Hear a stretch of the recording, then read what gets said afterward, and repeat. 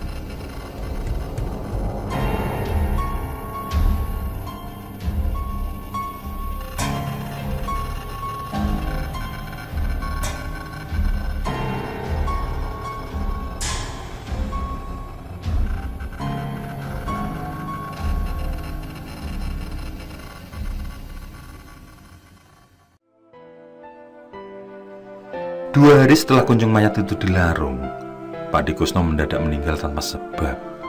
Disusul kemudian dengan meninggalnya Ibu Jainal, tepat di 40 hari kematian ayahnya. Sementara kehidupan Jainal dan Nini kembali berjalan seperti biasa. Namun kejadian buruk kembali menimpa setelah memperingati 100 hari sang ayah. Satu persatu, suami dan kedua anak Nini terserang penyakit aneh yang sama. Dari pengobatan yang dilakukan, hartanya pun ludes. Hanya tinggal sepetak tanah warisan dari sang suami yang tersisa. Dan anehnya, setelah jatuh miskin, penyakit yang mendera sembuh dengan sendiri. Begitupun Jainal, sama halnya dengan sang kakak. Setelah 100 hari memperingati kematian sang ayah, kesialan tidak terduga menimpa. Usahanya macet, yang membuat tagihan di berbagai kontraktor tidak keluar. Dan secara perlahan, hartanya pun habis tanpa sisa.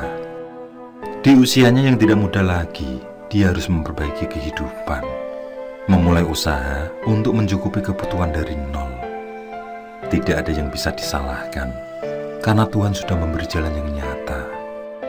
Dia hanya mengikuti arus, dan coba membuang jauh kenangan kunjung pocong.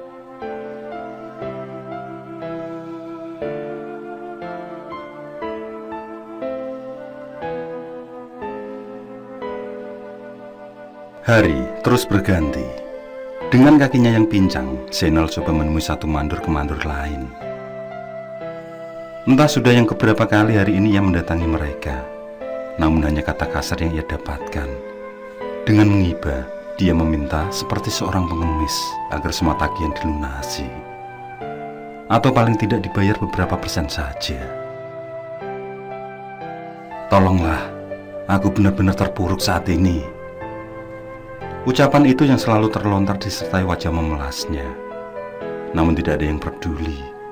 Dengan tega mereka telah melakukan perampokan secara tidak nyata itu. Para kontraktor hanya memberinya beberapa lembar ratusan ribu, lalu disuruhnya Zainal pergi.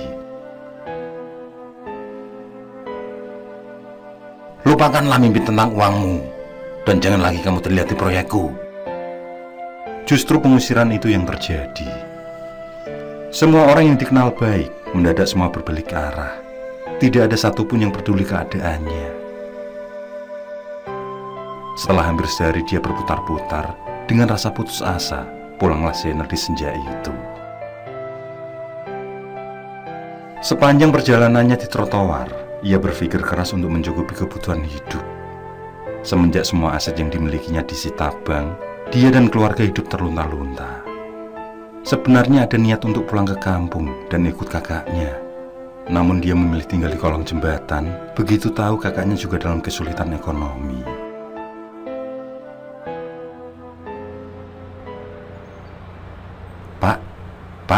Pak Jainal.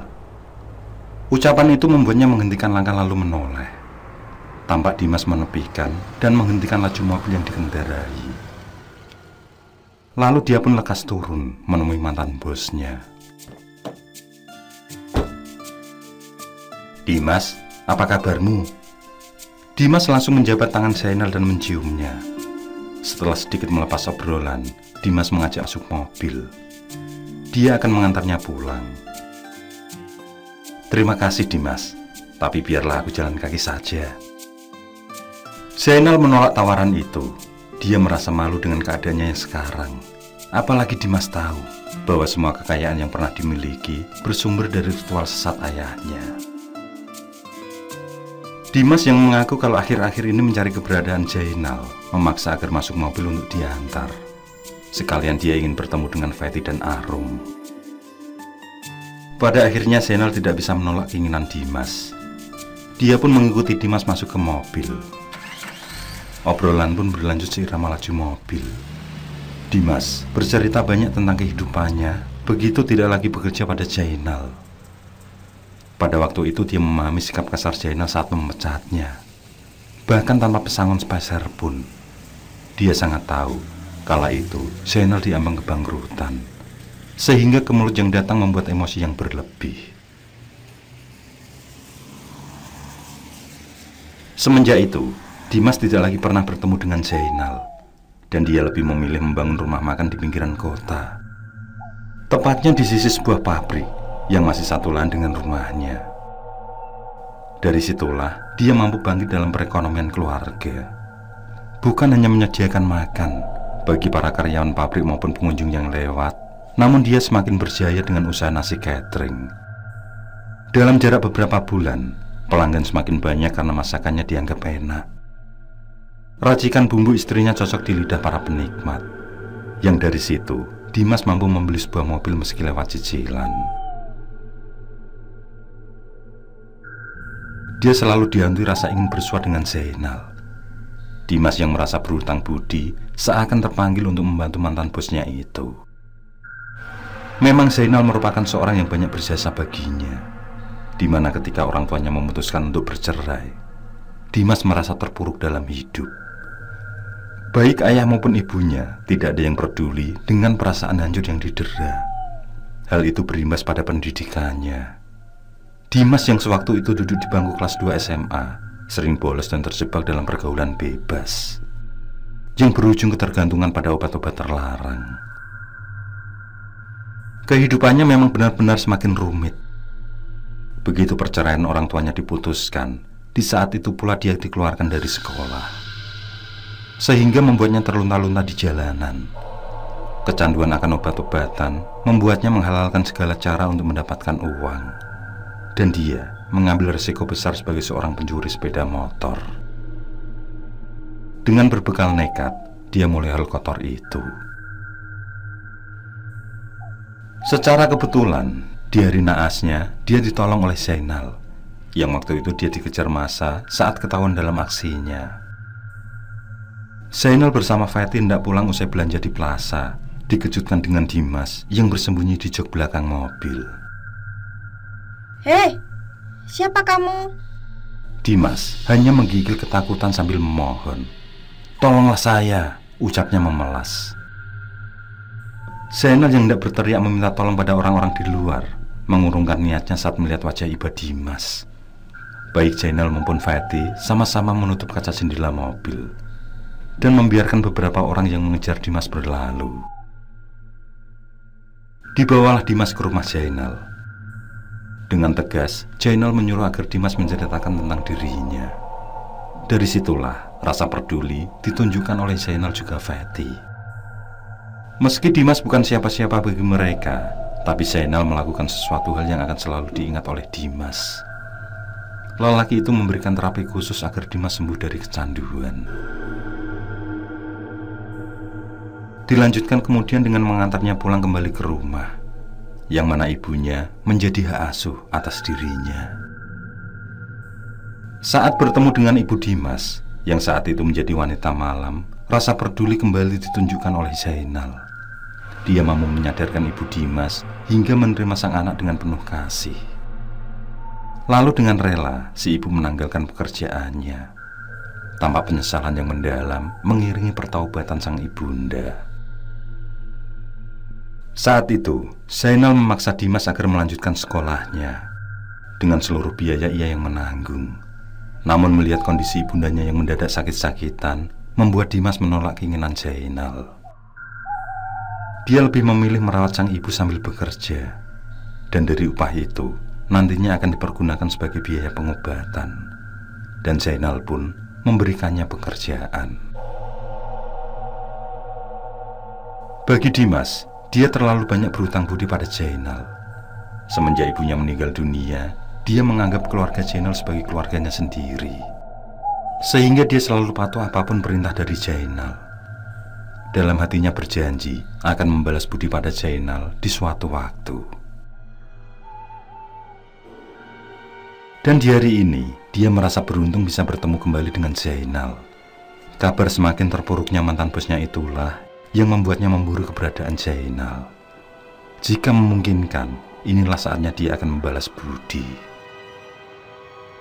"Stop Dimas, aku turun di sini saja," ucap Zainal ketika tiba di sebuah gang.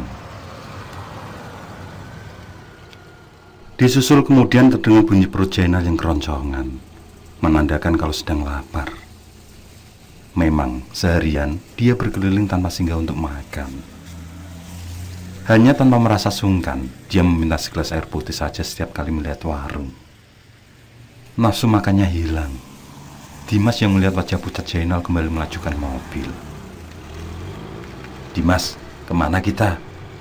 Istri dan anakku sudah menunggu." Mendengar pertanyaan itu, Dimas hanya tersenyum. Dia berucap kalau mengajaknya berkeliling sebentar.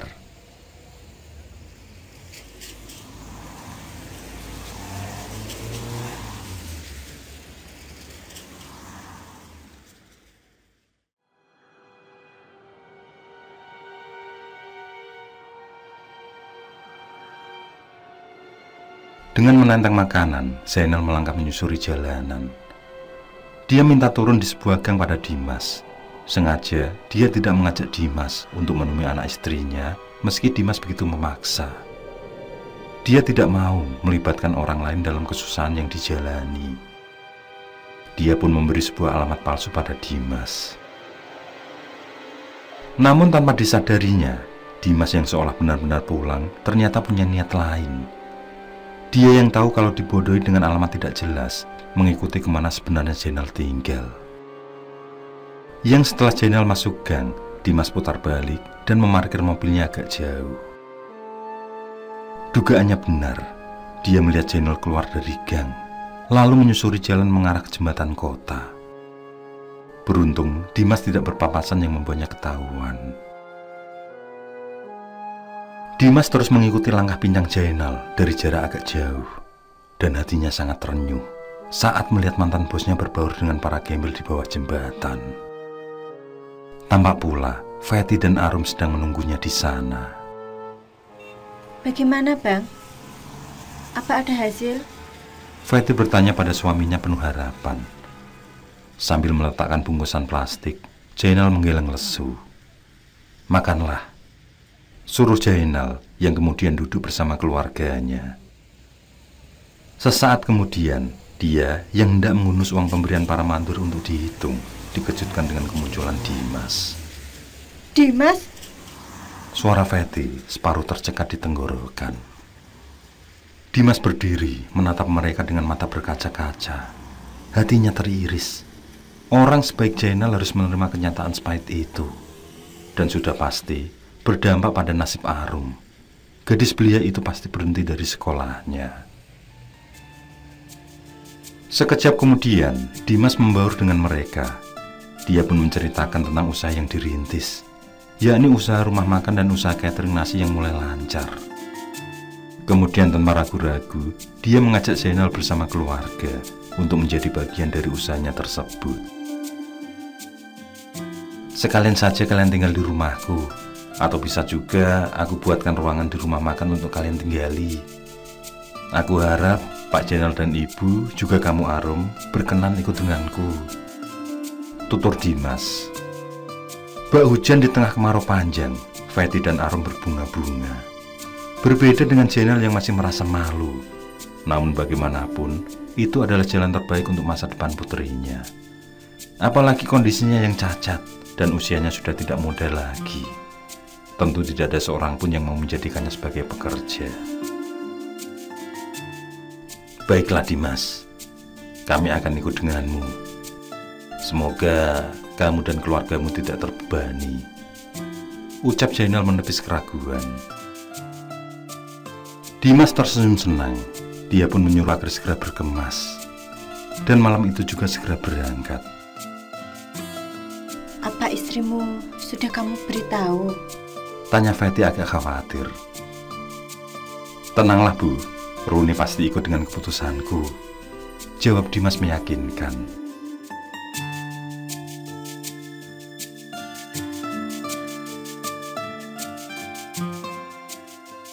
Seminggu berada di pusaran usaha Dimas, Zainal lebih memilih tinggal di rumah makan saja.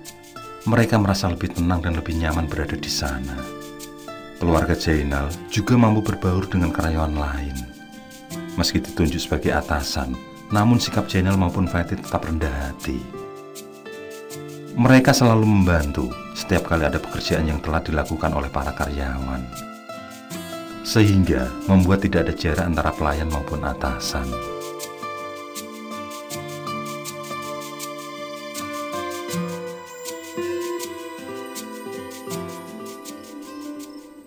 Malam ini keluarga Zainal datang ke rumah Dimas.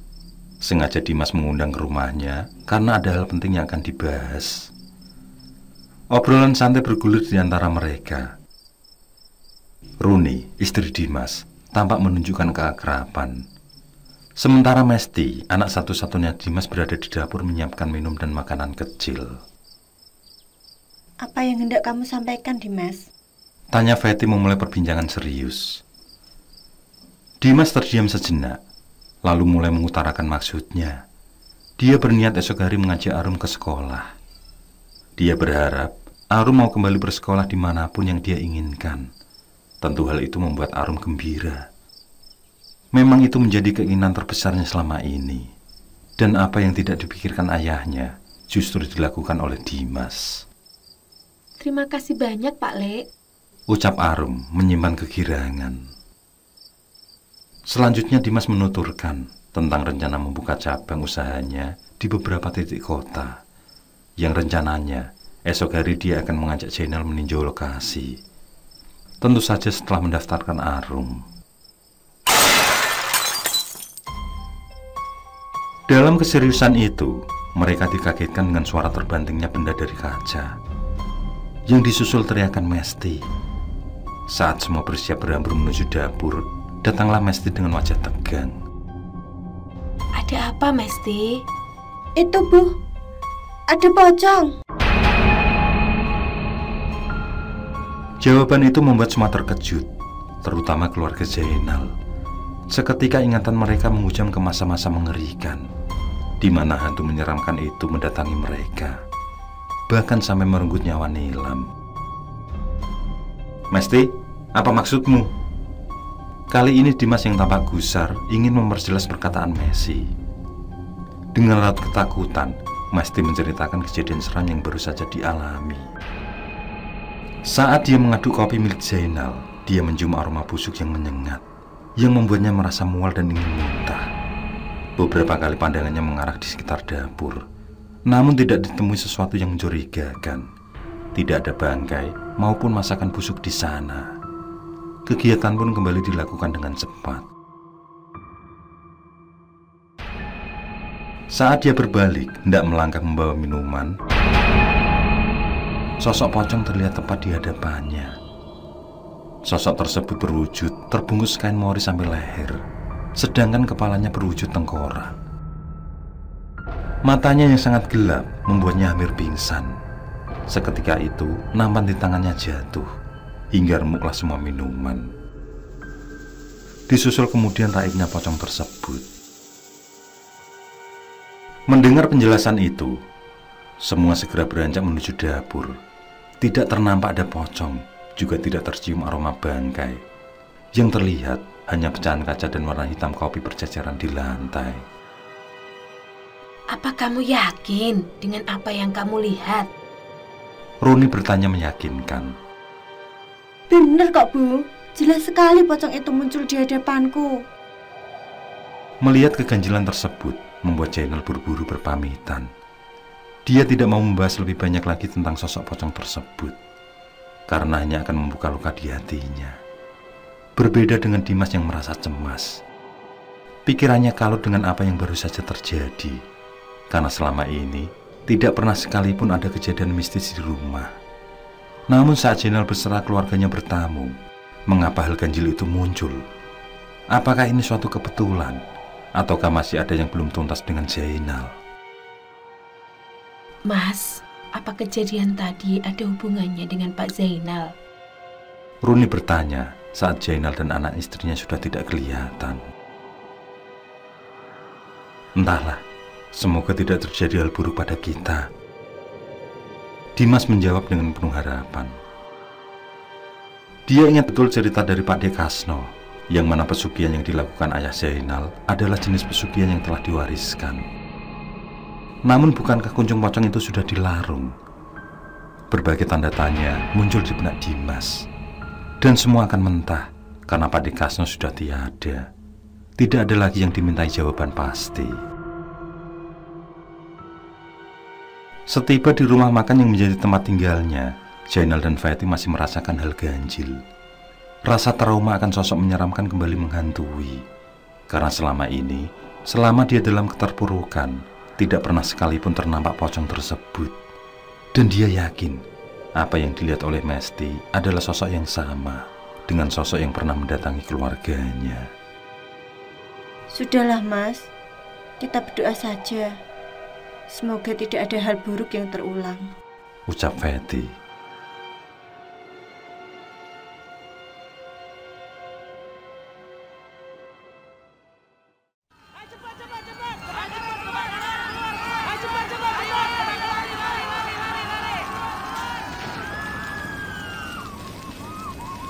Jainal keluar rumah saat warga berteriak panik.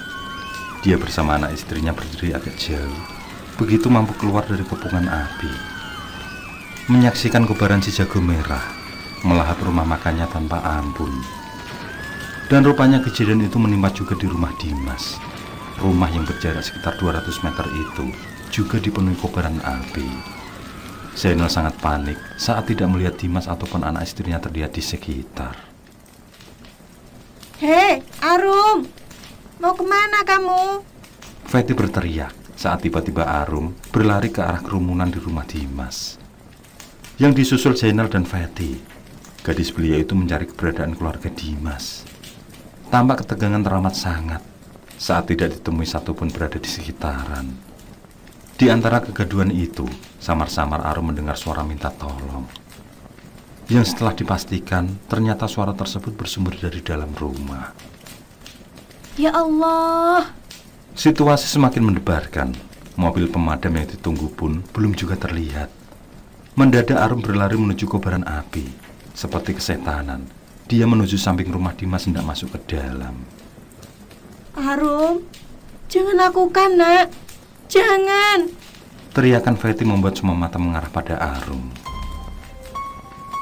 Sementara Zainal mendekap sang istri dan hanya menatap tajam anaknya tanpa bisa berbuat apapun. Dia pasrah.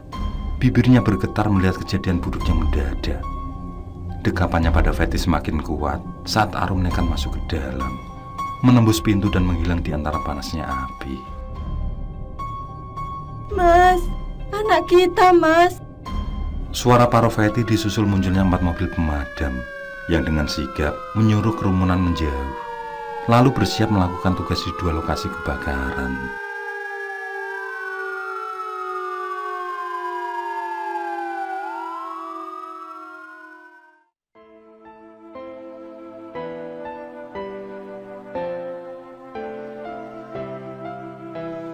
Kejadian yang masih belum ditemukan penyebab pasti dari mana asal percikan api itu membuat Dimas mengalami luka bakar hebat, sedangkan anak dan istrinya tewas terpanggang.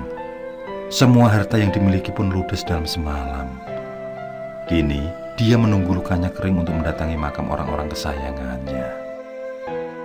Sementara Arum yang nekat mengeluarkan Dimas dari kobaran api juga mengalami luka cukup serius. Meski tidak separah Dimas, namun fisiknya sebagai seorang perempuan membuat dia lemah tanpa daya. Arum tergolek di ruang ICU sudah 5 hari lamanya dan belum menandakan akan sadar seperti sedia kala. Hari ini setelah menemani Dimas, Zainal langsung menuju ruangan.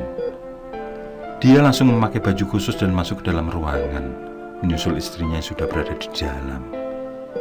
Sementara Nenek yang hari itu ikut menemani segera keluar ruangan karena hanya diperbolehkan 2 orang saja sebagai penjenguk. Anakku, bangunlah nak. Ibu dan bapakmu rindu padamu. Sambil mengelus lembut rambut Arum, bulir air mata memenuhi pipi Fatty. Itulah yang selalu dilakukan di samping putrinya, menghibah pada Tuhan agar anaknya segera terbebas dari penderitaan dan kembali sehat dalam dunia nyata. Zainal sendiri ikut mengeluarkan bulir air mata setiap kali memandang wajah pucat pasi Arum. Dia merasa belum ikhlas jika harus kehilangan anaknya lagi. Dalam suasana haru itu, mendadak Arum kelojotan, disusul membuka mata dan melotot. Dalam keadaan panik, Zainal berteriak-teriak memanggil dokter. Arum, sadarlah nak. Fatty berucap dalam ketegangan. Sekejap kemudian, Arum mengepal tangannya dengan kuat. Yang disusul kembali terdiam tenang. Matanya pun kembali tertutup. Namun kali ini tidak nampak bernafas. Di saat itulah, seorang perawat datang, lalu mengecek kondisi Arum. Bagaimana kondisi Arum, Dok? Pertanyaan Fatty terlontar tanpa menunggu si perawat usai memeriksa. Dan tangis itu pecah ketika si perawat menyuruh Zainal dan Fatty agar bersabar. Tuhan lebih sayang atas Arum. Gadis belia dengan luka bakar di beberapa bagian tubuh, termasuk sedikit di pelipisnya itu, dinyatakan meninggal dunia. Setelah Zainal melakukan diskusi dengan Nini, diputuskanlah pemakaman Arum dilaksanakan di kampung saja, tidak disandingkan dengan nilam kakaknya. Pertimbangan itu dilakukan karena Zainal akan menetap di kampung halaman. Selain itu, mereka juga tidak mempunyai tempat tinggal lagi di kota. Sehingga jika dimakamkan di dekat nilam, maka tidak ada tempat untuk acara Yasin Tahlil sampai malam ke-7.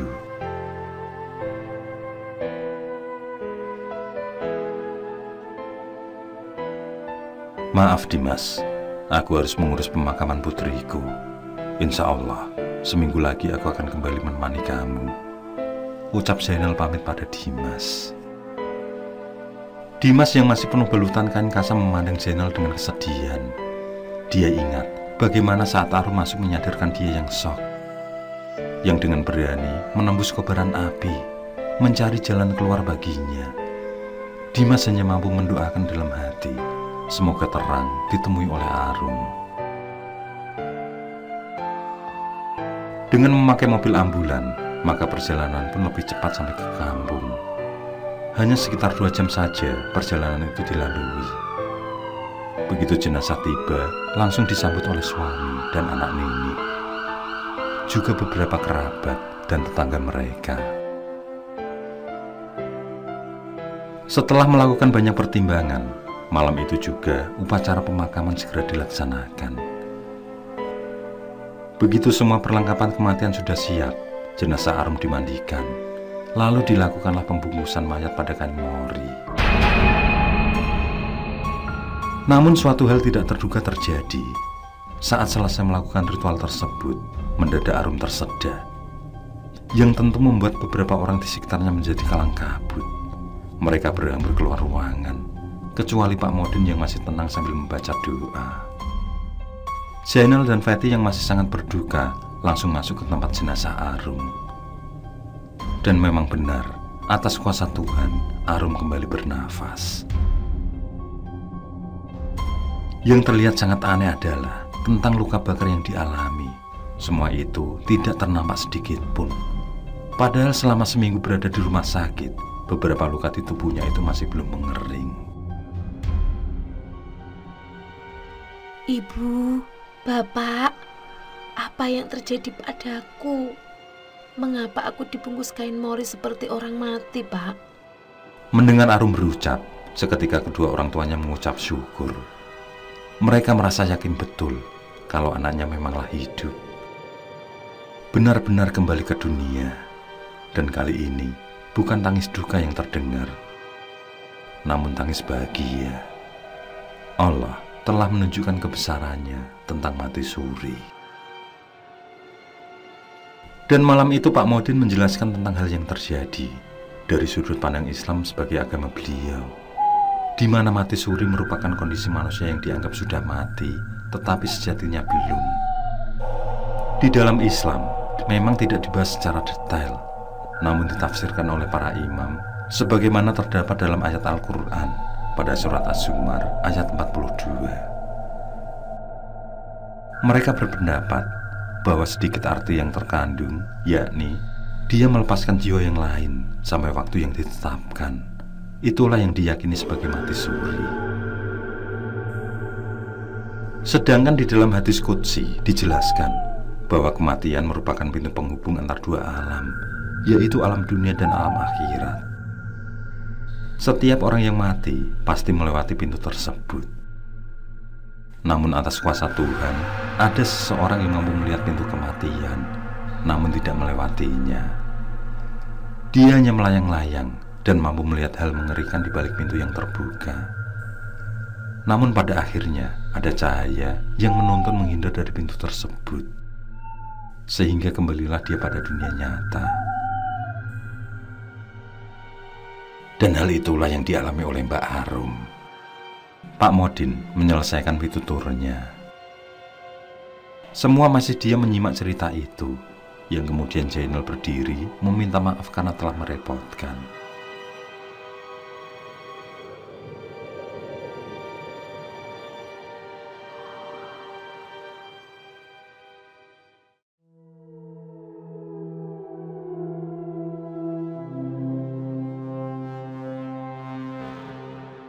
Arum menceritakan pengalamannya selama beberapa jam mati suri pada ayah ibundanya. Dia merasa melayang meninggalkan jasadnya. Jelas sekali rohnya melihat duka orang tuanya di ruang ICU. Namun setiap ucapan maupun gerakannya sama sekali tidak dirasakan oleh orang tuanya.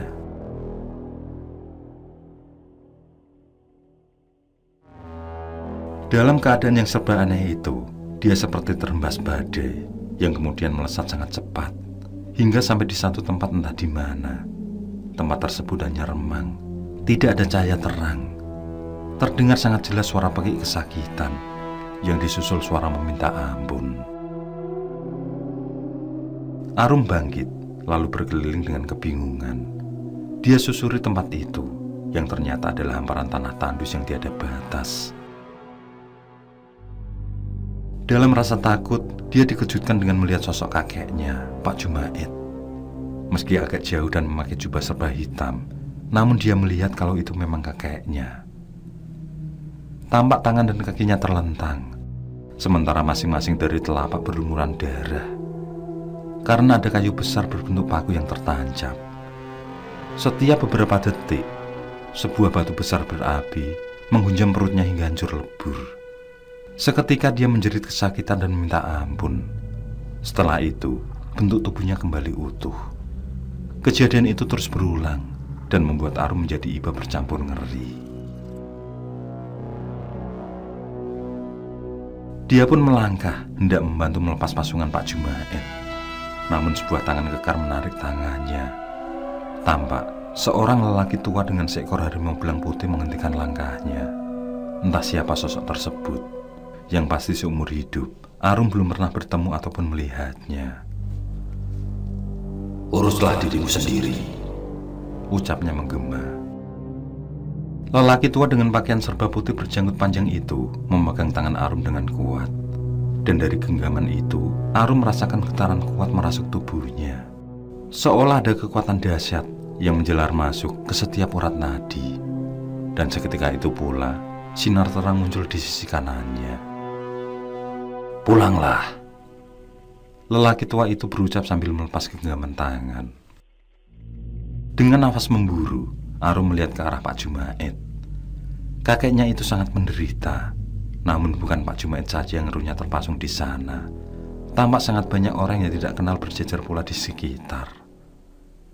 Dan siksaan yang diterima sama-sama mengerikan. Bola api selalu datang menghancurkan jasad dan membuat mereka hancur lebur mengerikan.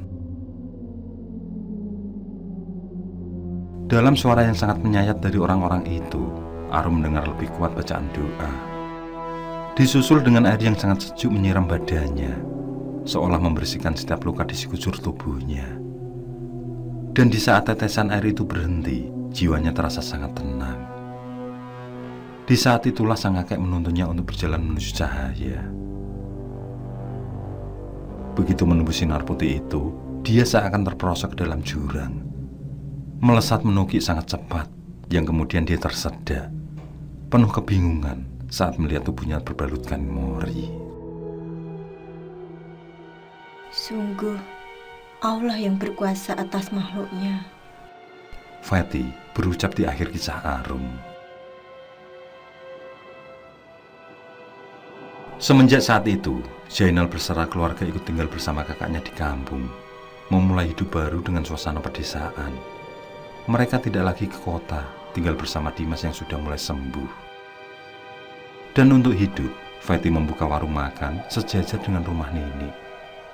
Namun usaha itu tidak membuahkan hasil, kalah bersaing dengan warung lain yang lebih dulu berdiri. Dimas sendiri menjadi berubah saat mulai pulih. Dia yang menjadi belang akibat kebakaran yang menimpa, menjadi seorang penyendiri. Dia memilih menjual lahan rumah makan juga bekas rumahnya yang tinggal puing, dan menggunakan uang itu untuk membeli lahan baru. Lalu mendirikan rumah kecil di sana. Dia akan melupakan kenangan buruk tersebut. Namun ada rasa aneh yang selalu menggerogoti pikirannya.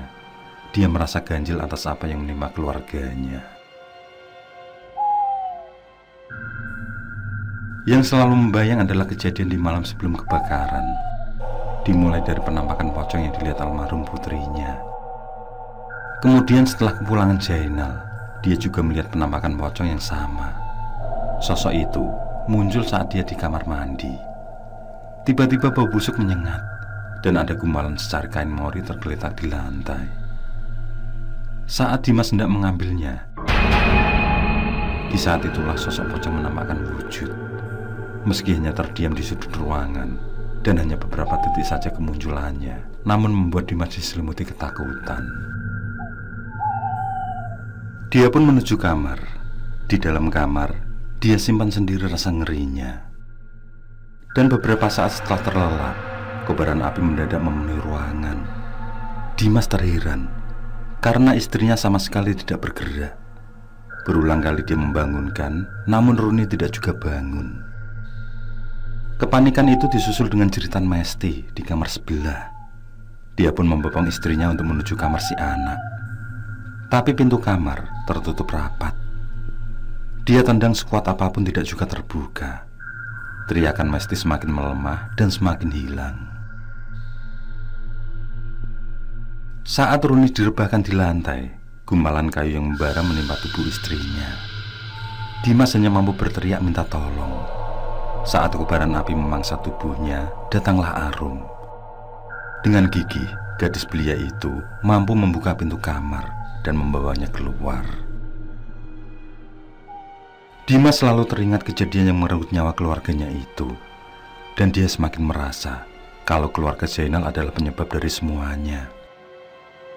Dalam kesendirian yang dijalani selama ini, dia merasa sangat marah pada Jainal.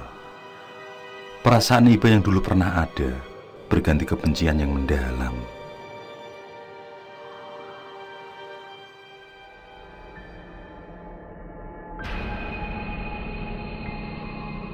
Di sisi lain, semenjak kejadian mati suri yang dialami, Arum merasa ada keanehan dalam dirinya.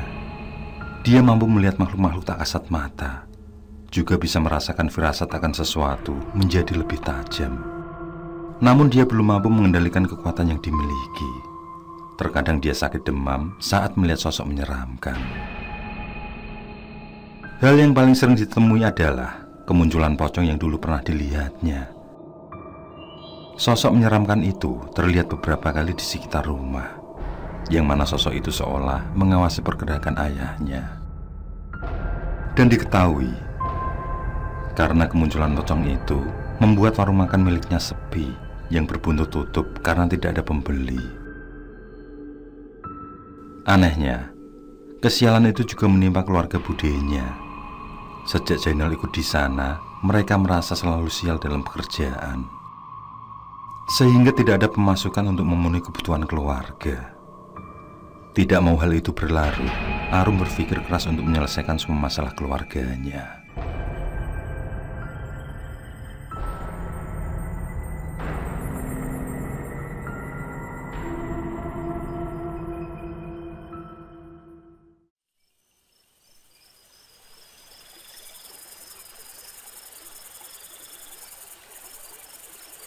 Malam dipenuhi bintang.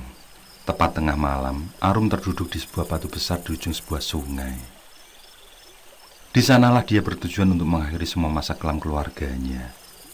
Beberapa hari ini, dia berkeliling mencari tempat untuk mengasah kemampuan yang dimiliki. Namun bukan orang pintar ataupun seorang ustadz yang dicari, melainkan sebuah tempat bernaungnya makhluk gaib aliran putih. Itu dilakukan atas petunjuk hati yang membuatnya mantap dan yakin. Hingga sesuai petunjuk yang didapat, di tempat itulah dia akan memulai ritual. Dan malam ini, dia meninggalkan rumah secara diam-diam untuk niatnya itu. Setelah mengosongkan pikiran, ruh Arum melayang menyusuri alam lain. Yang dalam pengembaraan itu ia bertemu dengan sosok pria tua berjubah putih. Sosok dengan harimau belang putih itu adalah sosok yang dijumpai dan menolongnya saat mati suri dulu. Setelah terjadi perbincangan beberapa saat, lelaki tua itu kemudian menunjukkan bagaimana cara berkomunikasi dan menaklukkan makhluk gaib. Dan karena kemampuan yang dimiliki Arum bersumber darinya, maka ada aturan yang harus dipatuhi. Lelaki tua itu pun menjelaskan beberapa aturan yang kesemuanya bertentangan dengan hukum agama. Pada akhirnya, Arum mampu menyerap semua keilmuan dengan cepat dan tanpa kesulitan. Harimau ini akan menjadi pendampingmu. Rawatlah dia dengan baik, ucap sang kakek sebelum Arum kembali ke alam nyata.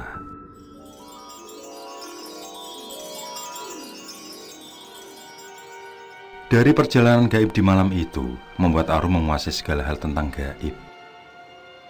Dia juga mampu melihat ke masa lalu seperti keinginannya. Dari situlah ia mengetahui tentang kunjung pocong pembungkus ibu jari yang diambil kakeknya, Pak Jumaid. Dia juga mengetahui tentang kutukan yang membuat ayahnya dirundung kesialan, termasuk orang-orang yang dekat dengan Jainal, seperti Dimas dan Nini. Kesialan itu berimbas pada siapapun yang membantunya.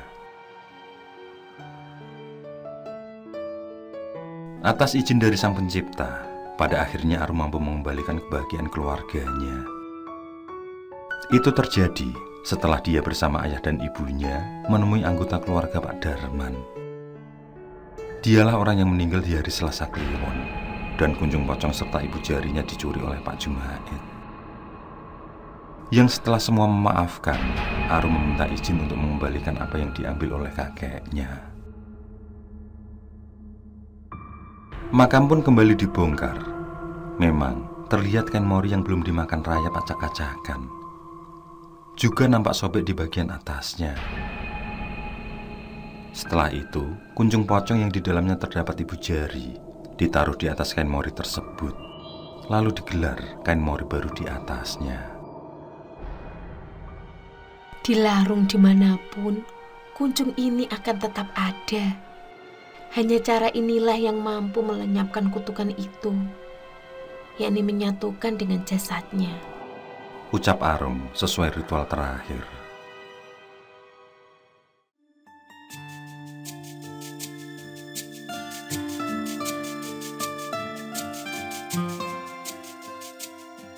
Pembongkaran makam itu membuat warga sekitar tahu kemampuan yang dimiliki Arum. Beredar dari mulut ke mulut, membuat sosok Arum menjadi tersohor, dan banyak orang berdatangan meminta bantuan. Sebenarnya Arum membantu dengan tulus ikhlas, tapi karena para tamu memaksa, maka pemberian berupa barang pun diterima. Sementara untuk pemberian berupa amplop, disediakan sebuah kotak amal, yang rencananya untuk pembangunan madrasah, tempat pendidikan anak-anak kampung. Pemikiran itu muncul karena jauhnya anak-anak menuju sekolahan, sehingga tidak jarang yang malas menuntut ilmu dan memilih tidak bersekolah. Mereka lebih memilih sebagai penggembala.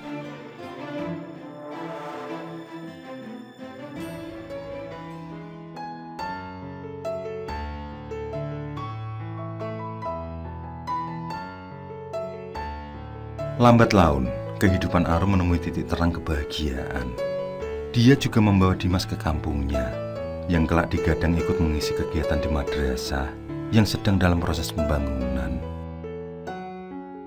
Dimas telah sadar sepenuhnya bahwa apa yang terjadi atas kehidupannya semua adalah takdir, sehingga dendam dan kebencian pada Jainal sirna. Sekarang, mereka membuat langkah baru menuju kedamaian batin.